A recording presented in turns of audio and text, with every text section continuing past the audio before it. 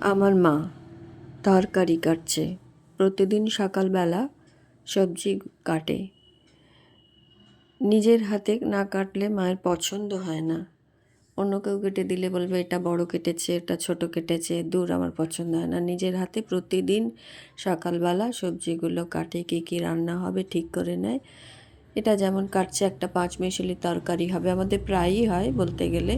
সব সবজি দিয়ে একটা তরকারি, আলু, বেগুন, পটল, ঝিঙে যা থাকে, কপি সমস্ত দিয়ে, গাজর দিয়ে একটা তরকারি হয়।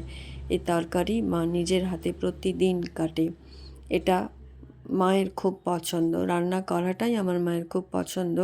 নিজে হাতে রান্না করে এবং নিজে হাতে সবাইকে খেতে দেয়।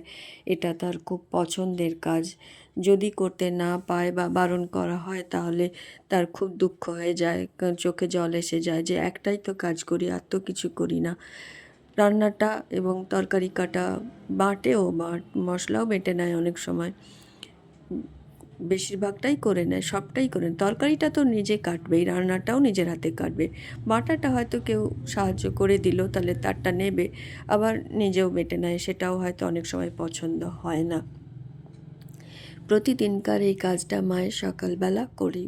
চাটা খেয়ে এ তরকারির সমস্ত সবজি ঝুড়ি নিয়ে বসে পড়ে তরকারি কাটতে। দেখতে বেশ ভালোই লাগে আমাদের। আর নিজের যখন পছন্দ তখন আমরা বাধাও দিই না, কারণ ওইটা করেই ভালো থাকে আমার মা, মনে শান্তি পায়।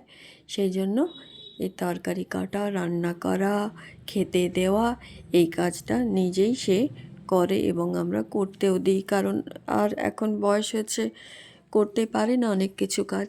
তো এইটা নিয়েই যদি শান্তিতে থাকে, খুশিতে থাকে, তাহলে ঠিক আছে, থাকো, এটাতেই ভালো থাকে। ঘরের মধ্যে তো বাইরে যায় না, বাইরে যেতে পারে না এখন করোনার পর থেকে।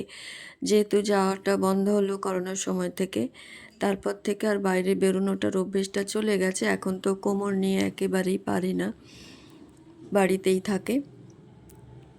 একেবারেই বিয়ের দরজার সামনে হয়তো বসে, কিন্তু নিজের হাতে রান্না করাটা চাই। তরকারি কাটা এবং রান্না করা তার খুব পছন্দ।